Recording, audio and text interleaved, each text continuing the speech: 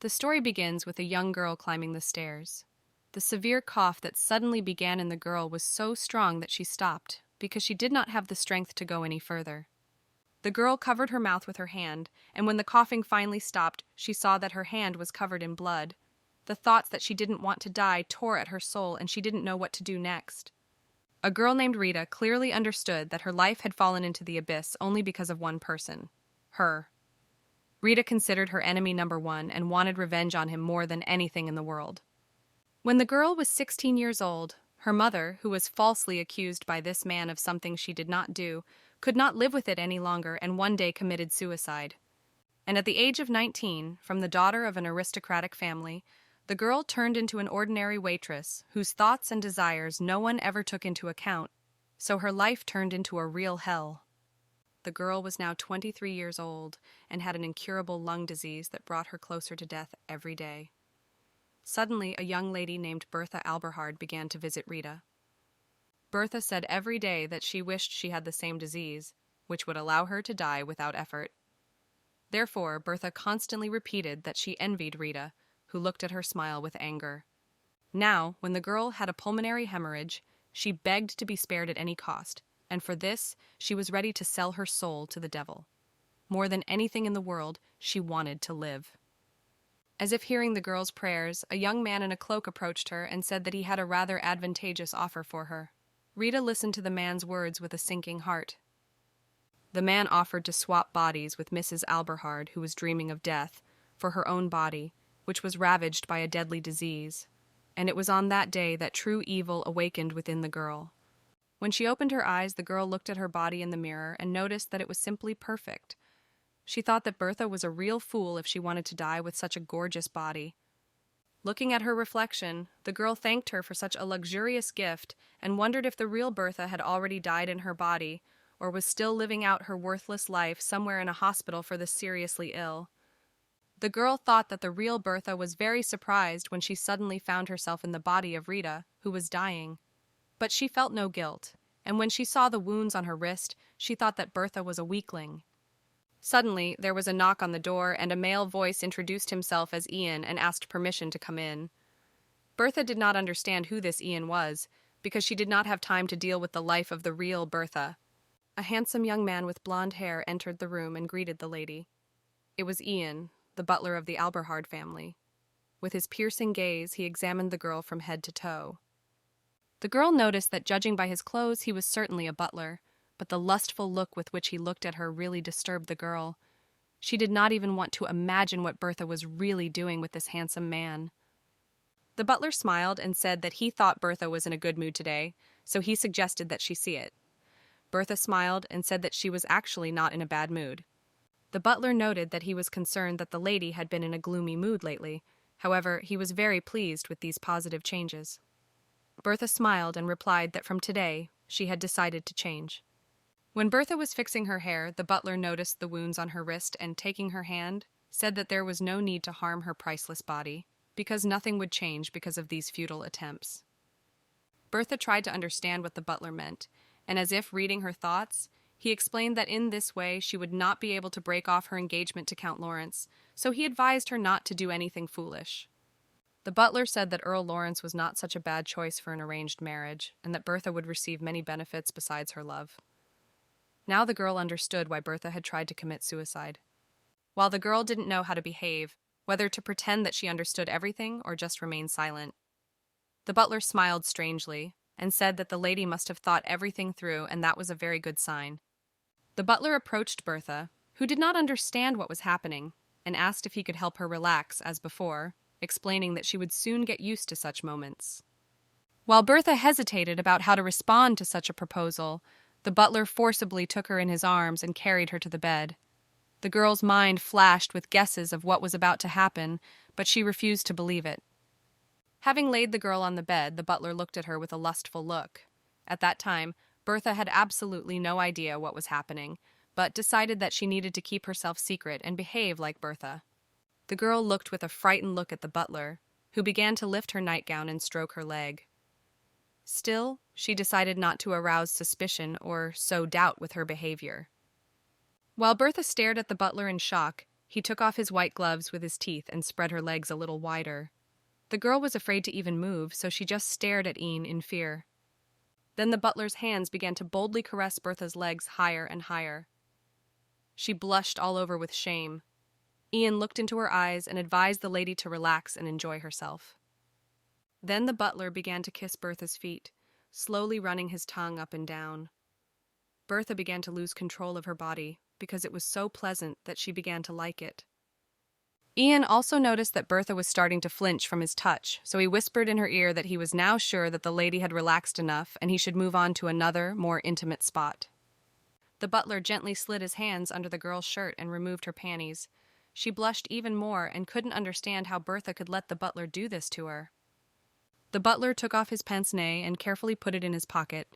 Then he examined the girl and said that he had to relax her body a little more, and in the meantime she had to get used to this procedure. The girl kept her eyes on the butler and couldn't believe that Bertha was so crazy that she did this to the butler, judging by his words, regularly. Meanwhile, Ian skillfully spread the girl's legs even wider. When his hot lips touched her labia, she almost went crazy with pleasure, and the more passionately he kissed her there, the louder Bertha moaned, which turned the butler on even more. The excited butler did not give the girl a break and kissed her more and more boldly until Bertha screamed with orgasm. Then he wiped the tears from her reddened cheeks and said that the lady had been incredible today. Looking at the young girl, the butler said that the Lawrence family had a great political future, and therefore the day would come when Mrs. Bertha would enjoy this marriage. Then the butler put on his pince-nez and gloves, kissed the confused Bertha's hand, told her to rest for now. Then he turned around and, as if nothing had happened, left the room. Looking at the butler's back as he left the room, the girl thought that Bertha was insane if she allowed herself to live such a depraved life.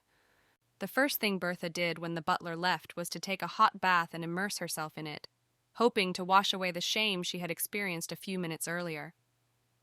Bertha couldn't decide whether she should continue to put up with this or send Ian to hell, but she decided to behave in a way that wouldn't arouse any suspicion and keep an eye on the butler. Until the moment of switching bodies, Rita always had to hide her anger.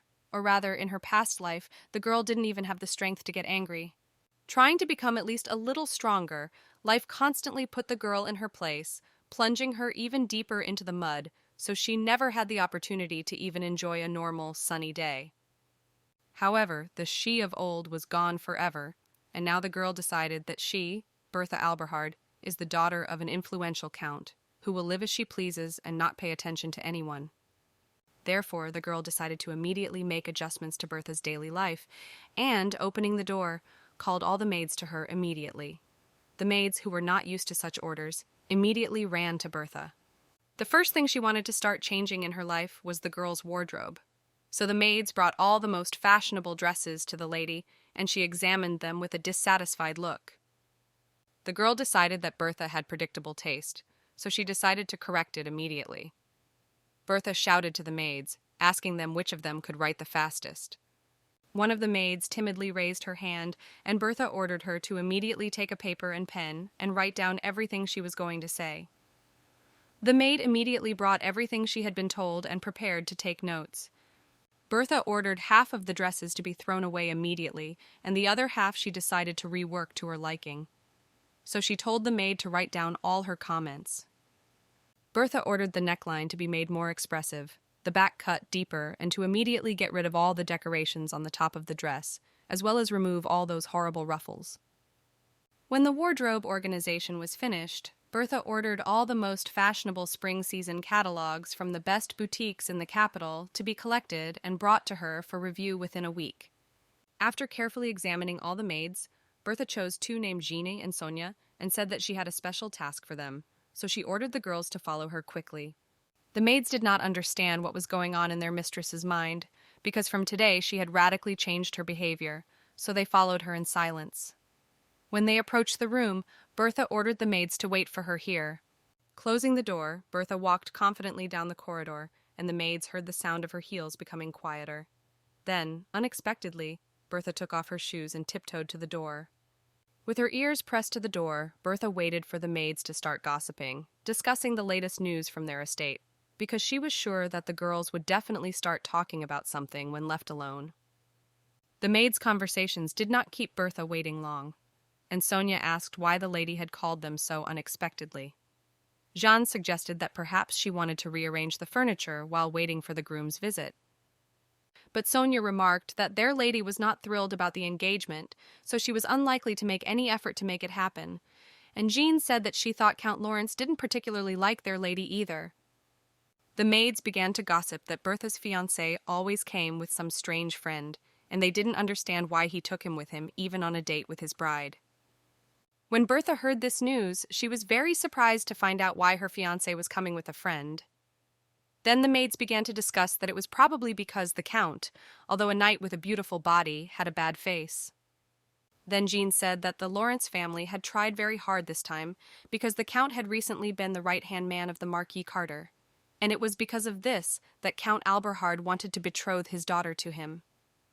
Bertha never imagined that Marquis Carter would be so close to her in her new life, because it was because of this scumbag that her entire past life went to hell.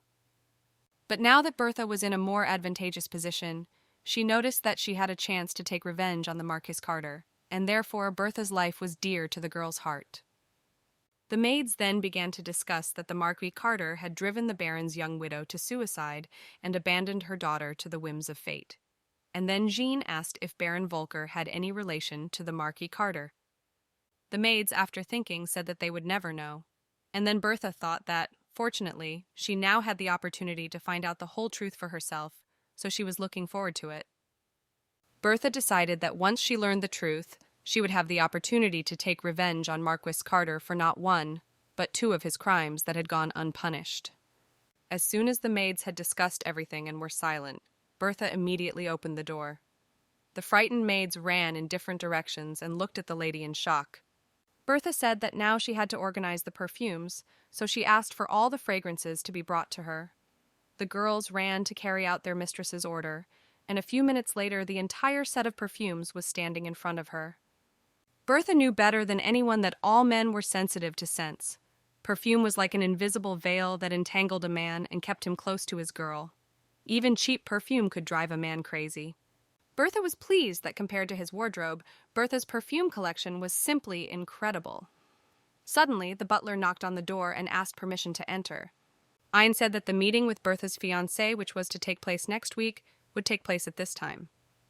The butler asked that the lady open her heart to this relationship for the good of the two families. Suddenly, Bertha asked the butler if this time the groom would come accompanied by a friend. Ein said yes. Then Bertha asked why Baron Jacquard never misses a single meeting and if he was really so loyal to Count Lawrence. Ein said he didn't know and asked permission to leave. Then Bertha thought the butler was acting strangely whenever it came to her fiancé and that strange friend, and he avoided talking about it. On the day of her wedding, Bertha decided to wear her best dress, which perfectly emphasized her slender figure.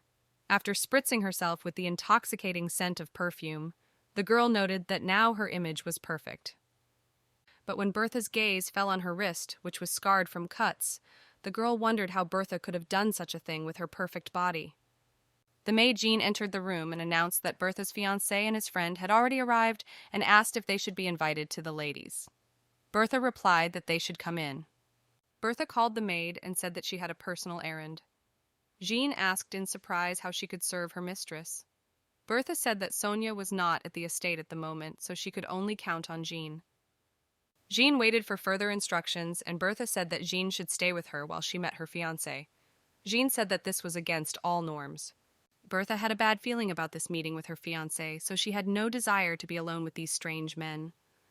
The girl looked around the room, looking for a hiding place for Jean. Bertha saw a closet for cleaning supplies and, opening it, told Jean to climb into the closet and quietly wait for Bertha's signal. The surprised maid followed her mistress's order and climbed inside. Meanwhile, Count Lawrence, accompanied by his friend, walked along the corridor of the Alberhard estate. The maids, who looked at the backs of these two handsome men, were delighted with their beauty and courage. As soon as Earl Lawrence entered the drawing room, he immediately greeted his bride, noting that she was looking particularly elegant today. She replied that they had not seen each other for a long time. Bertha smiled and thought to herself that her fiancé was a real handsome man, so she must have been getting all worked up about him and was already regretting leaving the maid in the room. Jacquard kissed Bertie's hand. The girl wondered why this lonely man, who had no heirs, spent his leisure time hunting and in the company of Count Lawrence. Bertha found it strange that Jacquard had not missed a single meeting between his friend and his bride. Therefore, Bertha remarked that the Count must have a lot of free time, since they had come together with Count Lawrence again. But when Jacquard replied that this was why he had come, Bertha noted that he was a worthy opponent.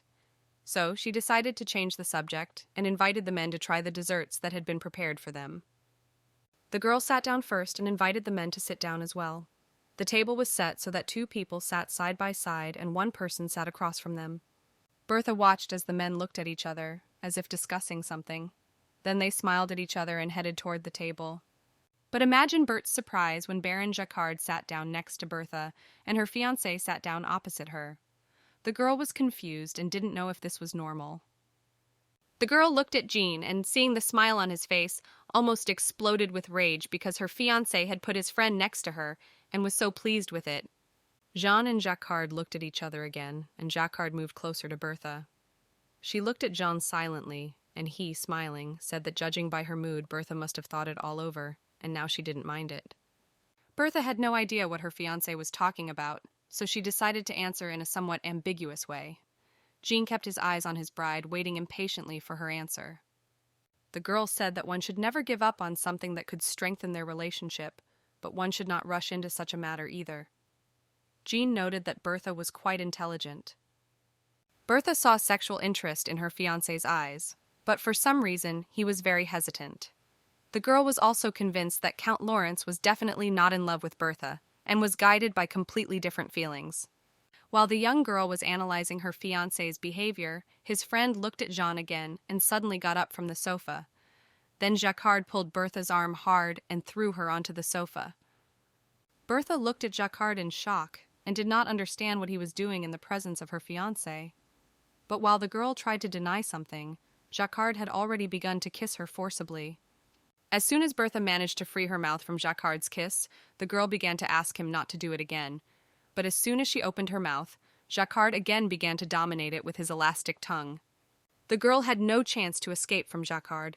The man threw himself on her with his body and held her hands tightly with his own. He penetrated her deeper and deeper with his tongue, and she began to move in time with him. Jacquard felt that the girl beneath him was beginning to get excited, so he decided to make sure of it and, releasing the girl's wrist, placed his hand on her chest. Bertha almost lost consciousness from shock. Jacquard's hot breath scorched the frightened girl's face, while his fingers caressed her breasts. He began to play with her nipple until it became elastic, and Bertha even began to moan. Then Bertha had the opportunity to free both hands, and with all her strength, she pushed away the excited Jacquard. He looked at the girl with a lustful look, wanting to continue their caresses. While Bertha and Jacquard were catching their breath, Jean asked the bride how she felt about being kissed and fondled in front of her groom. Bertha replied that she felt disgusting. But the blushing Jean said that Bertha's fragile and tender body under the pressure of the courageous and strong Jacquard looked simply unbeatable, and it was even better than he had imagined in his fantasies. Bertha looked at her fiancé, and a chill ran down her spine at the realization that Jean was to be her husband. She noticed that Earl Lawrence was aroused by the fact that his bride was now almost raped by another man. The girl realized that Jean was a real pervert, and now she understood why Bertha was against this wedding. And Jean said that now she was like an angel who had been pressed to the sofa by the devil. Jean solemnly shouted that he liked everything and demanded to continue. But Bertha timidly suggested stopping there, explaining this by the fact that she should get used to such meetings. But Earl Lawrence suddenly said that as far as he knew, Aine had managed to relax her body. Bertha's eyes widened in surprise, and Jean calmly asked if she had slept with the butler yet. Jean said, with regret, that he had counted on the butler to be useful to him. And now Bertha understood that when Aine had relaxed her body, it had all been for the sake of Earl Lawrence's perversions. Bertha's fiancé thought about something and then said that he wanted the butler to be present on their wedding night. But since he didn't live up to Jean's expectations, now there are doubts about that. Now Bertha realized that she had fallen into a trap, which was organized by 3 perverts. Jean noted that trust was the most important thing from the very beginning, so he could no longer give Bertha any more concessions. The girl's heart beat so fast that she thought it would jump out of her chest, and Jean, looking at his friend, said that today they must finish this work to the end and ordered Jacquard to begin. The Count's companion got up from the sofa and began to approach Bertha, grinning predatorily. The girl backed away until she hit the wall and realized she had reached a dead end. And when Jacquard, holding Bertha, forcibly opened her mouth for a kiss, Bertha began to scream and call for help. At this time, Jean, who was sitting in the closet, understood the signal and jumped out with a mop in her hands. The maid shouted at Jacquard to take his dirty hands off her mistress and leave immediately, threatening her with a mop. Jean was so belligerent that the man backed away. The maid demanded an explanation from the gentleman as to how they could treat the mistress of the estate in this way, asking them if they had even a drop of human dignity left. Count Lawrence's face suddenly changed. He smiled and said that there had been a very big misunderstanding today, and it was because he had done a rash act. Then Jean added that he apologized for the situation, because everyone had misunderstood each other. Bertha was simply shocked how Jean could turn everything upside down so quickly. Bertha was also amazed at how bravely Joan defended her, that even 2 knights did not dare to argue with her. Count Lawrence and his companion quickly said goodbye and left Bertha's estate. As soon as the men left the room, Bertha immediately collapsed on the sofa and began to gather her thoughts. She understood that if Jean had not intervened, everything could have ended very sadly. Jean asked how the lady was feeling and apologized for possibly causing Bertha unnecessary trouble with her interference. But Bertha only replied that she should quickly call the butler here. On the way, the maid cried and complained that she had interfered in the conversation of such respectable people, and even raised her hand against the Count, for which she could not only be expelled from the estate, but also, as it should be, punished. The maid quickly carried out Bertha's order, and within seconds, accompanied by the butler, entered Bertha's study. The butler asked in surprise why she had summoned him. When the servants entered the room, Bertha looked out the window and tried to calm herself. Then she turned and looked the butler in the eye. She said she had urgent business with him. When the butler asked what had happened, Bertha ordered that Jean's salary be tripled from that day forward. Hearing this, the maid almost fainted. The butler was also shocked by the lady's order, but there was nothing he could do except carry out her order. So Ian bowed and said that he would do everything as quickly as possible. Bertha approached the frightened maid and told her that from now on, Jean was her personal maid and she no longer had to clean. Her only duty was to sit and wait for Bertha's orders. Jean said she could not accept such a generous gift, but Bertha said it was an order and added that Jean could be free for now. The maid ran out of the room in joy. But Ian, in all seriousness, if he didn't find it disgusting to crawl in front of her fiancé and satisfy his future wife instead of him. Ian lowered his head and said that he did not understand what the lady was talking about. Then Bertha boldly walked up to the butler and forcibly tore off his shirt, exposing the butler's pumped-up torso. Bertha leaned over the frightened butler and ran her hand over his body. She whispered seductively in Ian's ear that now she would show him what it was like to be in her place. Bertha whispered to the butler that Baron Jacquard had kissed her in this room, boldly wielding his tongue in her mouth. Meanwhile, her hands gently played with the butler's nipples, which quickly turned red and stiff. Bertha skillfully played with the butler's excited nipples and continued to tell how her fiancé looked away as his friend forcibly kissed her, and suggested that they share this pleasure between the 3 of them. When she realized that Ian was already sufficiently aroused, she put her arms around his neck and asked if her fiancé had really promised him to be third on their wedding night. The butler tried to convince Bertha that he was not involved in this, but Bertha said that it was because of this promise that Yoon was trying to persuade her to agree to this engagement.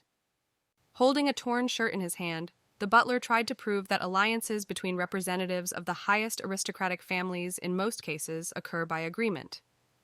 The butler continued to say that it would be wrong to disregard his future bride's personal life in the early stages of a relationship, which is why Bertha didn't let him prove it.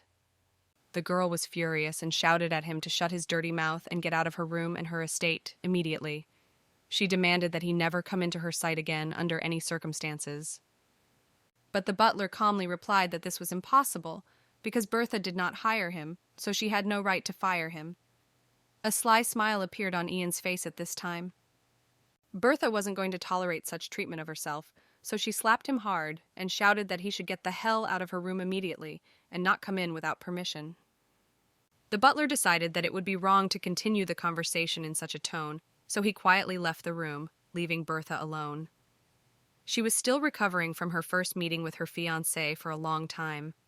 The next morning, Bertha decided to have breakfast outdoors.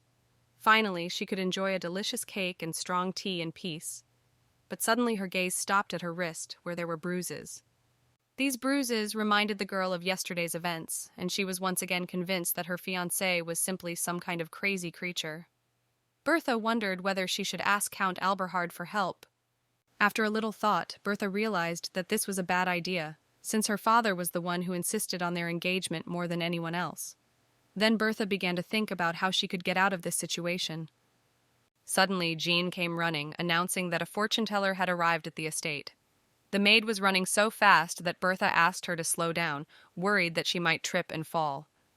Bertha asked the maid to take the fortune-teller to her room and to keep the butler busy with other matters. Jean said that everything would be done in the best possible way. Bertha had no time to enter her room when the butler was already waiting for her at the door. He asked what kind of person was waiting for her inside, but Bertha had no desire to answer this question. Jen with a smile and said that she would not tell him about that person. Then the butler remarked that he should know about all the visitors who are at the Alberhard family estate. Bertha advised the butler not to take all the questions so seriously, because soon he would find out everything himself. But Ian was in no hurry and waited for Bertha's answer. Suddenly, Jeanne came running to them, calling the butler and telling him that the gardener was waiting for him, who had urgent business. The butler let out a doomed sigh and followed the maid. Looking after the butler as he left, Bertha wished him a good day and smiled. She mentally thanked Jean, who had once again saved her from the annoying butler in time. All the way, the butler was thinking that Bertha had changed so much recently and was behaving so strangely that even he didn't know what she might do next time.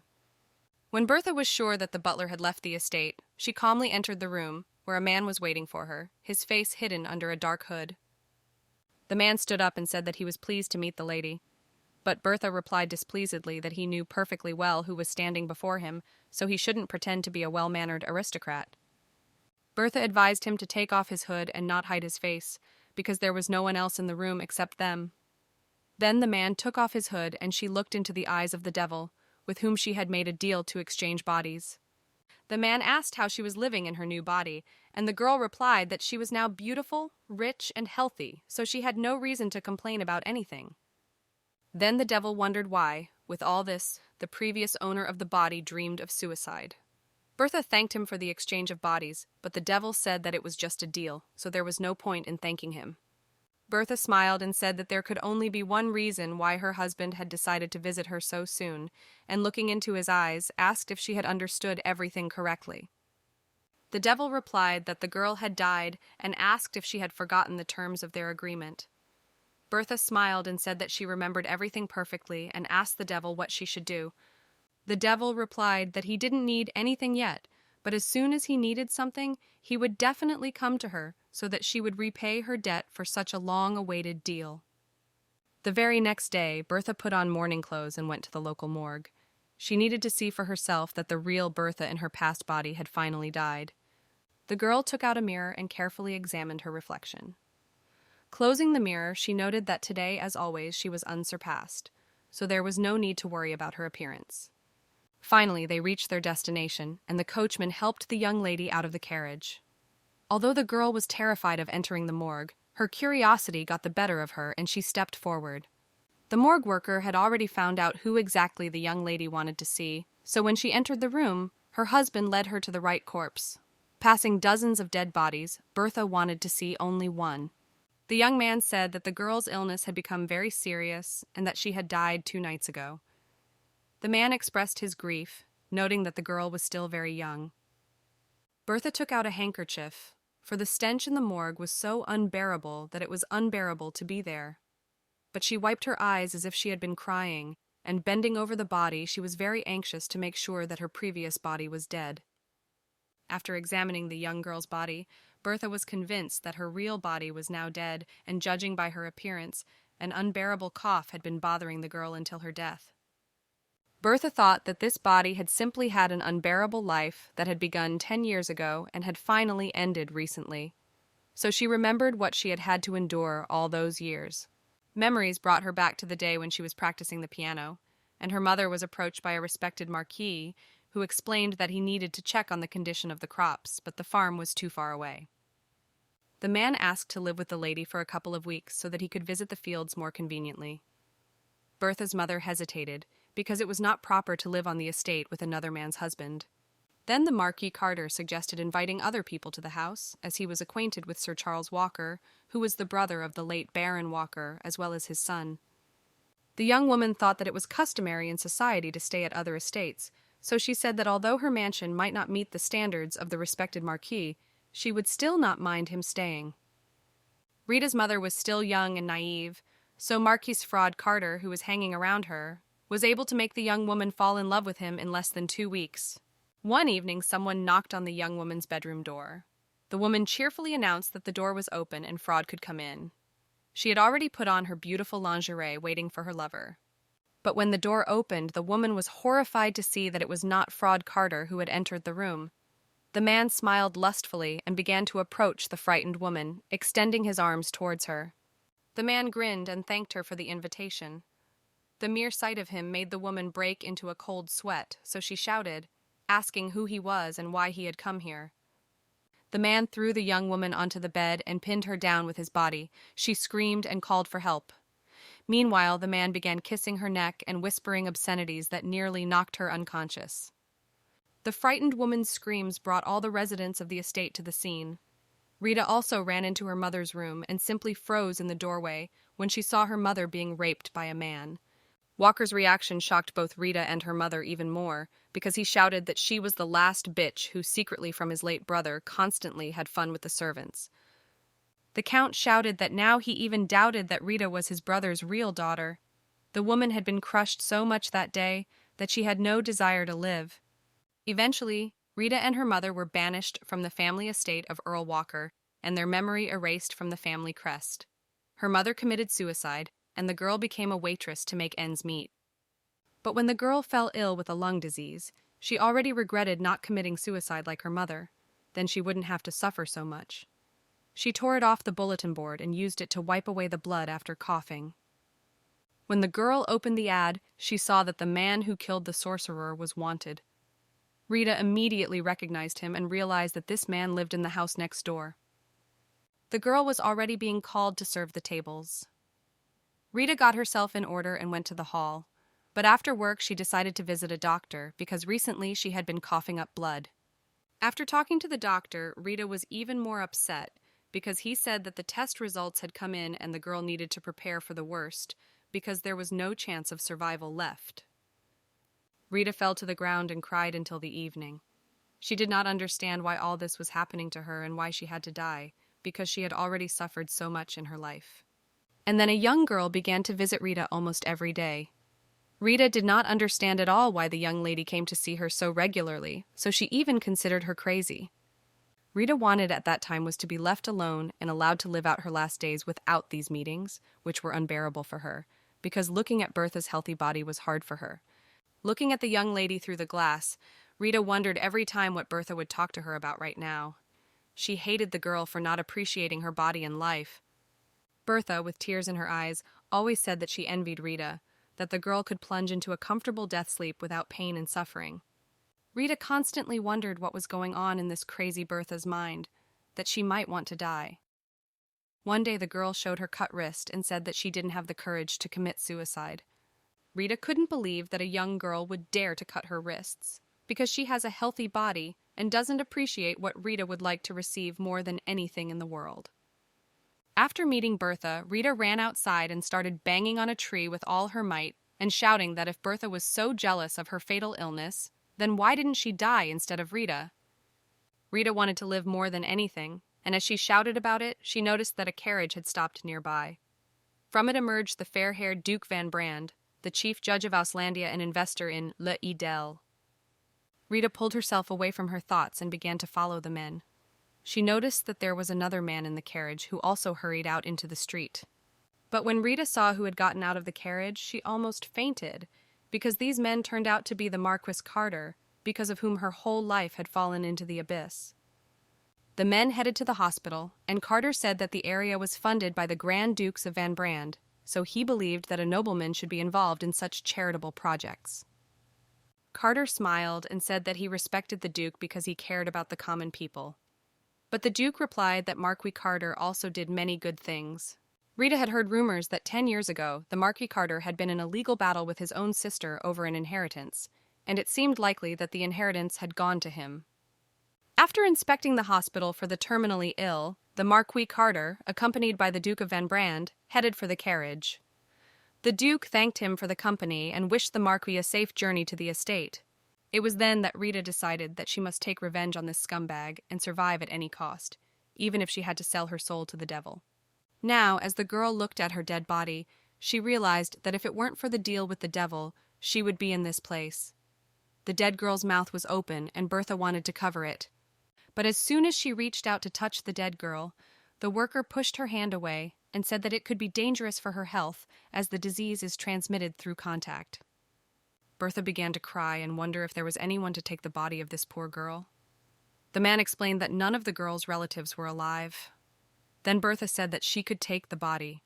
At first, the man hesitated, but when Bertha took off her gold ring and handed it to him, he noted that Bertha had a kind heart, so he would be happy to help her remove the body after cremating it first. Brand entered the morgue and asked the man what this beautiful lady was doing there. The man was confused and did not know how to explain to him that she had come to see the dead patient. The worker went to Duke Van Brand to greet him and asked him what business had brought Van Brand to the morgue. Meanwhile, Van Brand kept his eyes on the beautiful girl. Bertha bowed and introduced herself, giving her name. The girl noted that, judging by the Duke's behavior, it was not the first time he had been in such a place. Duke Van Brand kissed the beauty's hand and said that he was pleased to meet her. The girl immediately noticed the appreciative glances the Duke cast at her exposed cleavage. Although Bertha's clothes were of a mourning color, they still successfully emphasized her graceful figure, and the Duke could not take his eyes off the beautiful lady who had visited such a terrible place. When Duke Van Brand realized that he had been staring at the beautiful girl's cleavage for too long, a blush appeared on his cheeks, and he asked Lady Bertha what she was doing here. Bertha began to cry, wiping her tears with a handkerchief, and said that she apologized for such a visit, but the patient she was caring for had died a few days ago. The Duke noted that the lady had a kind heart, and Bertha, crying, added that she had not been able to recover from such a loss for several days, which is why she decided to see this girl one last time. Bertha apologized for her frank request, but she would like to say goodbye to this girl in private, so she asked the Duke to leave the premises. The Duke bowed and said that he would certainly fulfill her request, and hoped that Bertha's sadness would eventually diminish and she would not worry so much about this poor thing. The Duke bowed and walked towards the exit. On the way, he thought that it was really uncomfortable for a young girl to say goodbye to her friend in the presence of a stranger. The Duke noticed that Bertha had changed since their last meeting, and the young girl, as soon as the Duke left the room, immediately wiped away her tears and suggested that Hans finish their business. The next day, a cheerful Bertha scattered the ashes of the late Rita in the lawn and thought with a smile that now she was finally relieved that she could no longer worry about Rita. The only thing that worried her was the devil she had made a deal with. But Bertha decided that she might need him in the future, so she decided to keep an eye on him for now. As Bertha combed her hair, she hummed a cheerful tune, for she was in a wonderful mood. Behind her the maids whispered, discussing the latest news, but the girl had no time for that. Jeanne, as always, stood nearby waiting for her orders. Bertha noted that the weather was simply beautiful today, perfect for a walk. Jean immediately went up to the landlady and asked where exactly she wanted to send them today. The maid expected them to take a walk, as usual, in the greenhouses of their family estate. But Bertha said with a smile on her face that when the spring wind blows, she would be happy to visit her friends. Judging by the maid's reaction, the girl realized that this was not the best idea. Bertha suggested sending a letter to all her friends, and Jean asked confusedly if the lady wanted her to send a letter to Shade. Bertha then asked the maid if the other friends would be upset that they would only invite Shade. Jean blushed and said that, unfortunately, she didn't know who else was friends with Mrs. Bertha, and if she named any other names, she would definitely send out letters with invitations. The girl was very surprised that such a young and attractive girl as Bertha had no friends except Shade. And during the time she was in this body, she had not received any invitations or letters. Bertha asked Jean to send a letter of inquiry to the Duke of Shade and try to get a reply by lunchtime. Still, she was glad that at least one of Bertha's friends was the respected Duke of Osland. Shade's estate, Bertha immediately went to meet them.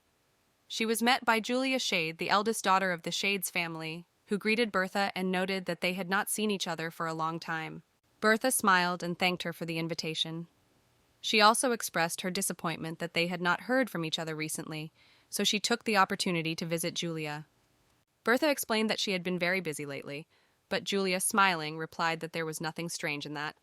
The girl found Julia quite friendly, and she did not understand why Bertha avoided communicating with her. Shade's requests to meet, explaining this by saying that she was very busy and that the girl really didn't understand the real Bertha's behavior. Julia asked how the girl had been doing lately, and Bertha said that she had a lot of work to do and that a patient she had been caring for a long time had died a couple of days ago.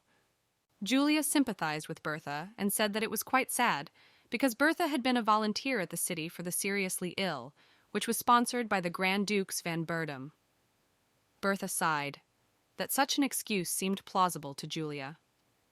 Julia served a plate with a piece of chocolate sponge cake with strawberry praline on it and said that she had bought it at the best pastry shop because she knew Bertha's preferences. But before the girl could put the first piece in her mouth, Julia immediately asked how her relationship with her fiancé was. Bertha, hesitating, said that she didn't even know what to answer. Julia also smiled sweetly and said that, judging by her answer, Earl Lawrence was still not to Bertha's liking. Bertha pretended to understand what was being said and smiled sweetly too. When Bertha remembered Count Lorenz, a blush appeared on her cheeks, and she thought, if Julia knew the whole truth, she would probably not like such a pervert. Julia said that this is a fairly typical situation for a victim of an arranged marriage and added that, as she has said before, Bertha should directly tell Count Alberhart that she is not ready to get married. Julia looked at Bertha and waited for an answer, but Bertha remained stubbornly silent, not knowing how much information Julia had. So Julia asked again if Bertha thought it was a good idea. Without waiting for an answer, Julia advised Bertha to start working on herself, as Julia does. She noted that it might be difficult for the girl to engage in fencing, but there were many other activities. Julia began to tell me that Bertha had to apply for a government job, and now the girl finally understood why the real Bertha had avoided communicating with this Julia. And Julia continued to talk about all her studies and shared information that she would soon join the Royal Guard and invited Bertha to join with her, because she was ready to help her. While Bertha was listening to all of Julia's academic achievements, she heard a male voice say enthusiastically that he was glad to see Bertha with them today. Bertha turned around and saw the eldest son of the Shade family, Brain. Julia, displeased, asked her brother why he had come here, and Bertha, meanwhile, taking the opportunity not to listen to Julia's ramblings, stood up and greeted Brain, saying that she was glad to see him.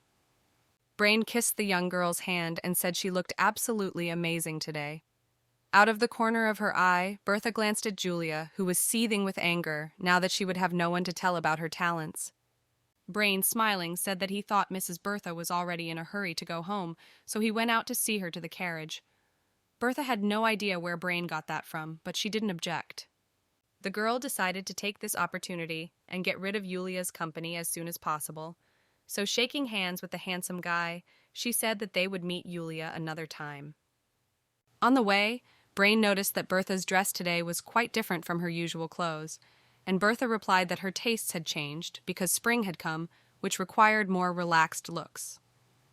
Brains and thought that in this dress, Bertha looked more like a magnolia flower that had already bloomed. The girl thanked him for the compliment.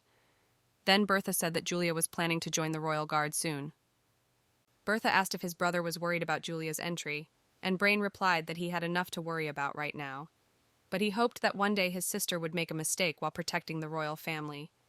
Brain continued that if Julia made a mistake, the Shade family inheritance would be gone. And then the boy fell silent and asked Bertha if she understood what he was talking about. Bertha nodded, making it clear that she understood everything. And when the girl was already standing on the steps of the carriage, Brain pulled her hand towards him and whispered in her ear that she should definitely let him know when she had any ideas on how to ease his worries. Brain hinted that he would make every effort to ensure their cooperation, and Bertha immediately understood that Julia and he were competing for the inheritance, which is why Brain was not against her joining the Royal Guard. The girl immediately figured out that if the inheritance went to Julia and she became the head of the family, it wouldn't be the best prospect for Bertha. Therefore, she decided that she would do everything to help Brain win. Brain also noticed a change in the girl's behavior, because before she constantly wanted to attract attention to herself, but now she professionally manages to hide her feelings. Berta thanked him for taking her out. A few days later, a carriage stopped near the Albelhard family estate, and Brain got out. Bertha, who was dressed rather modestly today, approached the carriage and greeted the boy. Brain noticed that they had met much earlier than he had expected. The girl only smiled in return. Despite the young man's sincere smile, Bertha was in a serious mood. She asked Brain if he had prepared everything they had agreed on earlier. He replied that she didn't even have to worry about it, because everything was done down to the smallest detail. Brain opened the carriage and asked if she wanted to see for herself. Bertha, taking off her hood, said that was a good idea, as she had something to discuss with Brain on the way. Brain with particular vigilance. Shade. He didn't understand at all why the hell this man had come so late to their mistress's house. Brain kept his eyes on the beautiful girl sitting next to him, and noticed that she was not afraid to get into a dirty carriage, and especially not wearing her favorite dress today, as she usually did when meeting him. Until today, the boy had thought that Bertha was an immature child who only had perfect love in her mind, but today he looked at her with a completely different eye. This dark-haired girl with blue eyes, who always had a blush on her cheeks when she was around Brain, looked like a rather mature and wise woman today. Suddenly, Brain asked Bertha how she knew that the Count was using the services of girls from brothels. Bertha replied curtly that it just happened that way. The young man asked how Bertha had learned that the Count was sexually attracted to teenagers. These details of the Count's sexual life troubled Brain. The girl looked out the window, guiltily looking away, and only replied that he, as no one else should know, knew that beautiful ladies must be mysterious. In fact, the girl knew these details from her own experience. Todd's wife was the best friend of Rita's mother, so on her recommendation, the girl was taken into this family as a governess for their son River. Count Todd welcomed the girl with open arms, saying that his wife had already told him everything, so he was happy to welcome Rita to their estate. The Count hugged the frightened girl and told her to take care of their son, and he, as Duke, would do everything to ensure that she found her home on their estate. Then Rita thought that she had finally found her luck in life. The girl had no idea what she would have to endure in this new place. One day, the Count approached the girl and began to caress her. Rita did not understand what was happening, so she asked what he was doing. Luckily, Riven came into the room at that moment and asked what Dad was doing with his governess. Dad immediately moved away from the girl and said that he was helping Rita fix her dress. The girl rubbed her hands, which ached from the Count's strong grip on her. Rita ran out of the room with tears in her eyes and thanked God that the boy had saved her in time. According to tradition, the family of Count Todd gathered together for dinner. Rita was also always invited to the table because the head of the family decided so. Count Todd himself always sat next to the young girl, but before Rita could pick up the cutlery, she felt the Count's manly hand on her thigh. He began to caress the girl's leg, and she turned red and froze. River, who was sitting opposite the Count and the girl, also noticed this, but he was not going to watch it in silence, so he asked his father why he kept touching Rita, because it was obvious that she did not like it. The Countess, hearing this, changed her face and told her son to go to his room immediately. River, although he did not want to, did not dare to argue with his mother, so he quickly left the dining room. The Countess sternly told her husband that they needed to talk alone, and they also went into another room. Left alone in the large dining room, Rita wondered why all these trials had befallen her. Rita was afraid to go to her room, or rather, she was afraid that she would meet the Count again. Finally, the Countess came to the girl and asked Rita for forgiveness for her husband. The Countess cried and said that she never expected that something like this could happen to her best friend's daughter. Especially since the girl was from a noble family, she did not understand how this could happen to her. The Countess said that she would pay the girl a considerable sum of money as an apology for her husband, but unfortunately it would be impossible to continue living in their family. Therefore, she would find Rita a new place to live. Now the girl remembered her past and wondered what would have happened if she had taken advantage of the Countess's offer and gone to live in the house she had found for her. Surely the Count would have found her there too. Therefore, the girl decided to go work as a waitress in a bar and build her own future, not relying on anyone. But she told herself not to remember her sad past, because now everything has changed. She was brought back to reality by Brain, who, looking out the window, said that they had finally arrived. The guy added that the place was called Tender Peach, and asked if she was sure they had arrived at the address. Bertha looked carefully at the house and said yes, although from the outside it was just an ordinary grocery store, with fresh vegetables and fruits displayed in the window. In the utility room, the store owner was blindfolded and his hands were tied. He didn't understand what was happening, so he shouted, asking who the hell they were and what they wanted from him. Brain walked in, accompanied by a beautiful girl. All the men who were around the bound owner bowed and greeted them. The store owner realized that his customers had entered the room, so he began to explain that this was a regular store selling vegetables and fruits, and he didn't understand why he was being treated like this. One of the men kicked the bound man, and he fell to the floor. The man told him to shut up and listen when such a respectable man was talking to him. Brain Shane smiled and said that the store owner had nothing to fear, because he simply had a business offer that the owner couldn't refuse. Bertha kept her eyes on Brain, who was talking so calmly to her husband and thought he was a real devil. Admiring his talents, the girl decided that she should be more careful with Brain. Brain silently looked at one of his men, who immediately understood what the owner wanted. The man grabbed the shopkeeper by the hair and pulled him closer to Brain so that he could listen carefully to the demands. Brain said they needed someone who was using the services of the dirty peach business of the owner of the establishment, and Brain was talking about Count Todd right now. The shopkeeper listened in silence to what was demanded of him and said not a word. Then Brain said that as far as he knew, he and Count Todd were on good terms and asked if that was the case. But the store owner still didn't say a word.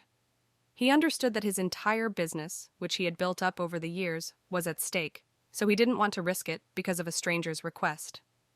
Brain said that he could already see that they wouldn't be able to have a conversation and that Brain hadn't managed to make a good impression on the store owner, so he suggested they continue their conversation in private. Bertha, understanding Brain's hint, left the room. She understood perfectly well what would happen next. The girl looked around the beautifully decorated room and thought about how many girlish tears had been shed here. A few days later, Count Todd visited the Tender Peach. He was a regular guest there, so the owner of the establishment came out to meet the distinguished guest in person. The owner of the establishment greeted Count Todd and said he was glad to see him. Then he asked what kind of peach the Count would like to try today. Count Todd thought about it and asked if there was anything new, because he was tired of everything else. The owner of the establishment smiled and said that today he had prepared something special for Count Todd and asked him to follow him. Entering the room, Count Todd saw a very young girl sitting on the bed. She asked the Count in a trembling voice if he was her client, but the Count no longer listened to the girl but looked at her attentively.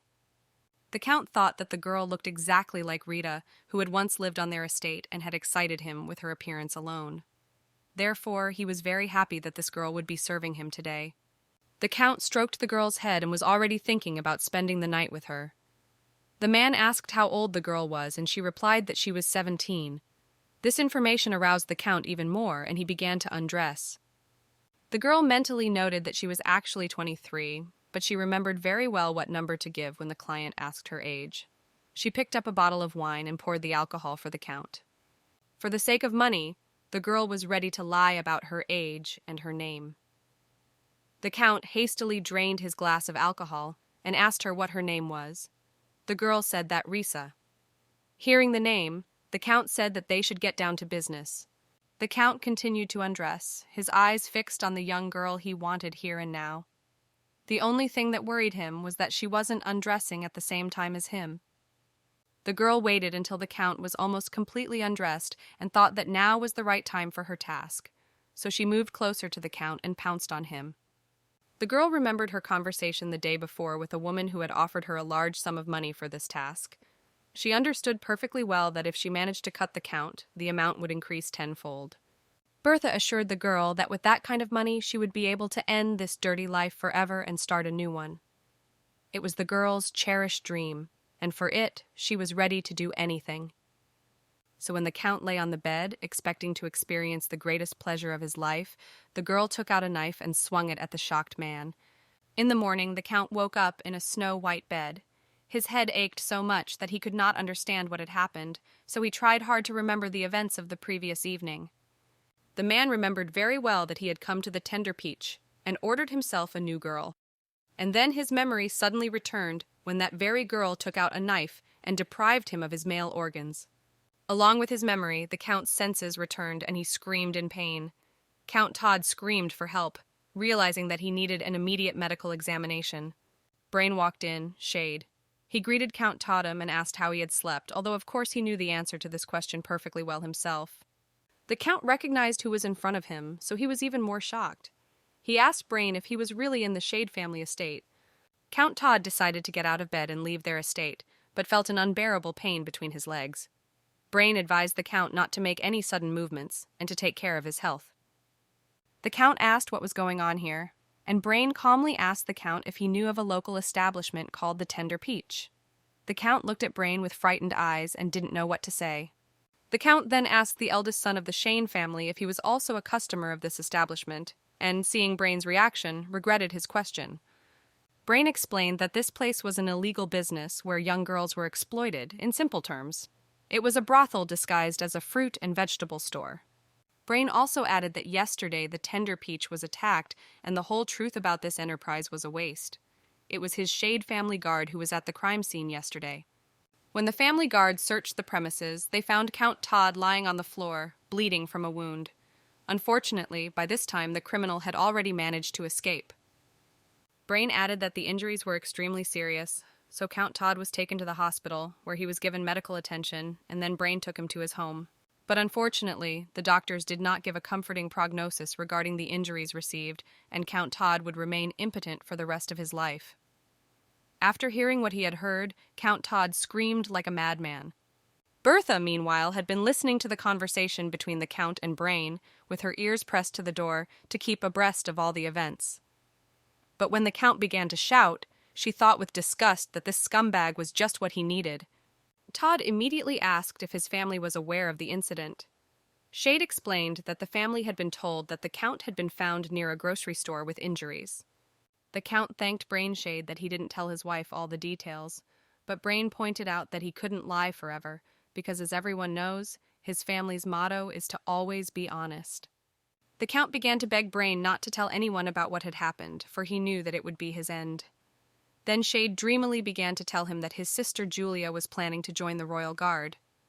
Todd grabbed Brain's hand and began to tell him that he could vouch for her to definitely join, and then he would see to her promotion, or even see to it that she was appointed captain.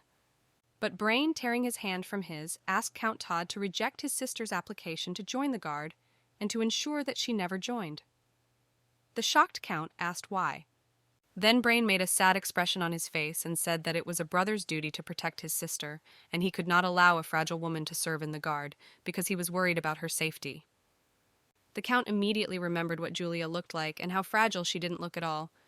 But Brain continued to say that he would never forgive himself if something happened to her, so he was worried about her future. Todd said he understood perfectly well and asked if he could expect Brain to keep everything a secret in exchange. Brain said he could swear on his family's name if it would make the Count feel better. Brain Shade rose from his chair and added that the Count should rest before the journey, as they would soon be coming for him. After saying goodbye to the Count, Brain left the room and closed the door. On the way, Brain kept remembering Count Todd's reaction when he found out he had lost his genitals and smiled contentedly. His mood today was simply gorgeous. Brain immediately went to Bertha and thanked her for her help. Bertha replied that she was glad to be of use to Brain and was pleased that everything had gone well. Brain kept his eyes on the beauty and thought that it would be a shame to give such a girl to someone else. Even then, he thought that the girl could make a wonderful match for him. Brain turned to the girl and said that if she needed help in the future, she could count on him and contact him with her requests at any time. Then the girl looked into his eyes and asked if he could show his gratitude right now. The boy approached the girl and asked, looking into her eyes, what exactly he should do. Bertha took off her long gloves, which hid the bruises from meeting her fiancé, and showed her hand to Brain. He looked around at the bruises on the girl's snow-white skin and asked in surprise what they were. Bertha said in her mind that this was just a payment for her new life, where she could breathe freely and do whatever she wanted. But out loud, the girl said that it was an accident that her fiancé did. Brain said that judging by the bruises, her fiancé was a pretty energetic man and asked Bertha how he could help her. The man didn't like the way the fiancé was treating Beta. Brain knew Baron Jacquard. She would like to gather more information about this scoundrel in order to know his weak spot. Brain found it very strange that the girl was asking not about her fiancé, but about Baron Jacquard, and he did not understand at all why she was interested in this particular man. Brain said that the Baron was a well-known aristocrat who could not have heirs, and he was also the companion of Earl Lawrence, which is why they were usually seen together. Bertha thought she already knew that. Brain made himself more comfortable on the couch and continued to say that this information was only superficial, and in fact, Jacquard was the secret owner of the Dream Gift Store. Bertha had not heard of such a store, so Brain explained that it was in this city that you could find and buy very rare and beautiful things that you wouldn't find in any other store. Bertie listened to Brain's story with rapt attention and caught every word he said, but he couldn't take his eyes off this beauty and caught himself thinking that she didn't look like any of the girls he had met before. Every time Brain appeared at social events, a whole bunch of charming girls surrounded him, admiring his beauty and the way he stood out from other men. Brain had no time to say a word to the girls before they showered him with compliments and happily offered their services to help him spend his leisure time better. So now Brain mentally told Bertie that if she wasn't trying to get his attention by talking about other men, he had a whole bunch of girls and wouldn't fall for that trick. Then Bertha asked what he could tell her about her fiancé, Count Lawrence. Brain thought that from her question, Bertha had no intention of making him jealous and was probably interested in learning more about the fiancé. Bertha asked Brain to tell her everything he thought about Jean, but the man said he was disappointed and couldn't believe that such a beautiful girl would want to talk about another man. Then Bertha playfully asked what she should do now to make amends. Brain smiled and replied that he didn't even know what she should do to appease his jealousy of his fiancée. Bertha waited for Brain to tell her something about Earl Lawrence, but the man remained stubbornly silent and stared into her eyes. Then Bertha decided to accept the terms of his game. She slowly approached the young man and leaned over him so low that his deep neckline made it impossible for Brain to look away. Bertha's hands ran down his silk shirt and he didn't know why, but his heart beat faster. She leaned so close that he could feel her breath on his skin. The young girl understood that Brain was already turned on and she could do whatever she wanted with him.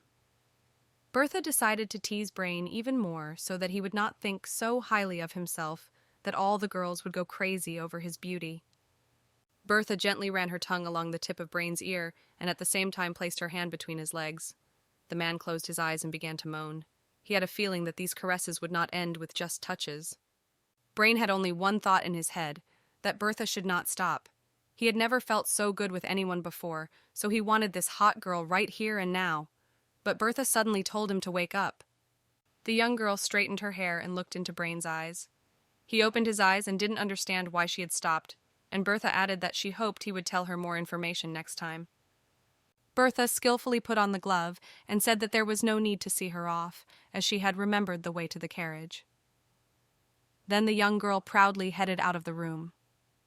Brain stared at the young girl's trail for a long time, unable to understand how he had succumbed to her touch. His flushed face and the beads of sweat that stood out on his forehead indicated that he had been unconscious from her proximity. That late night, Brain thought about his conversation with Bertha and couldn't understand how he had lost control of himself and given in so easily. The only thing he understood was that Bertha was a very, very dangerous woman. After a long journey, Bertha went into the living room and collapsed on the sofa. She leaned back and threw her head back. Bertha concluded that she was very tired from today. Bertha closed her eyes and thought she needed to rest a little. Suddenly, she felt the smell of oils and someone's warm hands massaging her. It was so pleasant that Bertha began to moan. The young girl thought she was being massaged by Jean, but when she opened her eyes, she almost fainted from the butler standing over her. Seeing that the girl had noticed, Ian asked her how she was feeling. The butler added that he thought Bertha was very tired, so he decided to give her a massage, and then unexpectedly added that the lady had recently become very close to Duke Shade. The butler began to move his hand closer to Bertha's chest and say that it was completely indecent for a girl who had a fiancé to communicate so closely with other men. His hand went even lower and he offered his services to help Bertha relax better. The girl abruptly threw back the butler's hand and quickly got up from the sofa. Bertha screamed that she had already asked the butler not to look at her, and especially not to touch her. He calmly said that he was doing everything only for her. His calmness irritated Bertha more than anything, so she slapped him again, so hard that his pince-nez fell off and rolled across the floor. She was simply furious that she couldn't get him off the estate. Bertha shouted that she was warning him for the last time and that next time he wouldn't go so easily. If she could, she would strangle him with her own hands right there. But the butler calmly picked up his pince-nez and put it on his face. He added that she should not forget that Lawrence was her fiancé, and that she should also worry about Count Alberhard's reputation. Then the butler bowed and said it was time for him to go, wishing Bertie a good rest after such a busy day. Then, as if nothing had happened, he left the room. The girl shouted at him, asking how he dared to behave like that. Bertha was simply furious at the butler's impudence and decided that Ian was so calm because someone was standing behind him. Bertha wondered how she could get rid of this butler, and wondered how long her fiancé would cover for Ian if she took on the matter herself. The next morning, Bertha decided to go out into the city with her maid.